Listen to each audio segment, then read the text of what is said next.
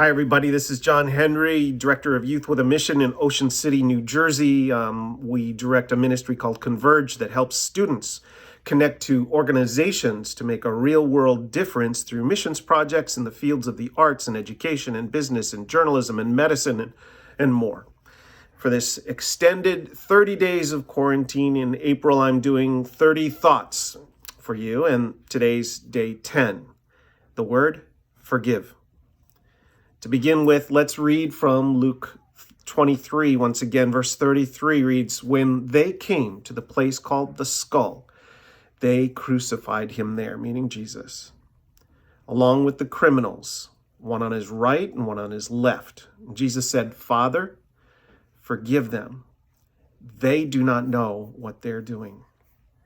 Jesus prays for the people who crucify him, including those Jewish leaders who conspired to get rid of him. They conspired with the Romans because he was a disruptor of their political arrangements with Rome. Jesus forgives the Romans who tortured him and ridiculed him.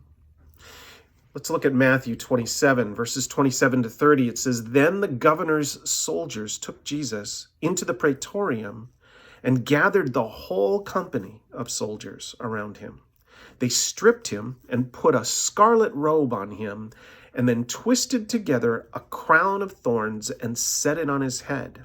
They put a staff in his right hand. Then they knelt in front of him and they mocked him, 'Hail, King of the Jews.'" And then they said,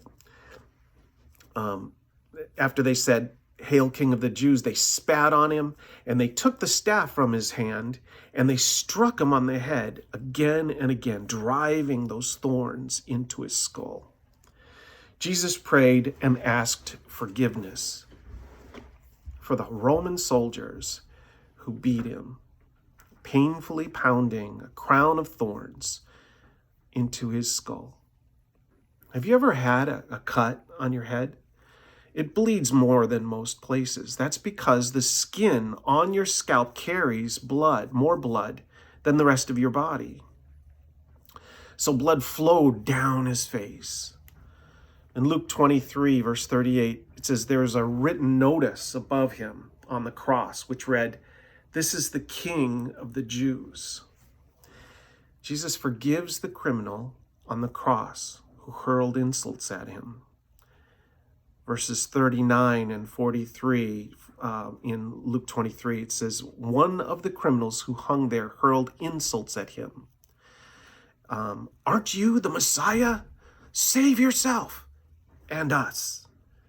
So he was selfishly mocking and begging to be saved.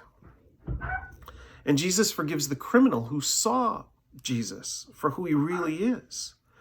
That other criminal saw him as the Messiah, to be crowned King of the universe. The other criminal rebuked him, it says. Don't you fear God? This criminal's rebuking the other criminal on the other side of Jesus between the crosses. And he says, "Don't you fear God? Since you're under the same sentence, we are punished justly," he says, "for we are getting what our deeds deserve. But this man has done nothing wrong." They said, "Jesus, remember me when you come into your kingdom." The way Jesus pronounces forgiveness of the thief on the cross, the man who knew he did not deserve forgiveness for the sins that he had committed, the one who knew he deserved punishment for what he was receiving, the way Jesus pronounces forgiveness is with immediate acceptance, an immediate joy, which comes through intimate friendship, being with him.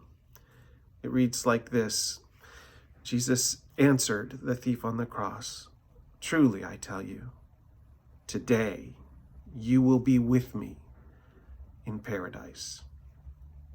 The path to that kind of forgiveness is to admit, like the thief, that you've sinned. It's not really, the word sin is not an antiquated term. It might seem like it for people, but it's a word that we use to describe the acts that we commit that miss the mark. They fail to achieve righteousness. They are falling short of God's best, God's glory. So the question I have for you today at the end of this thought for today is, do you know that you have sinned? And have you received forgiveness? No matter what you've done, there is a forgiveness through faith in the finished work of the cross of Christ.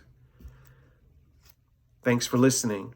If you want to check out my Thought Captivation blog, go to johnthenry.com. Remember to wash your hands, don't touch your face, sanitize surfaces and doorknobs, and keep a safe social distance. We'll get through this coronavirus pandemic together.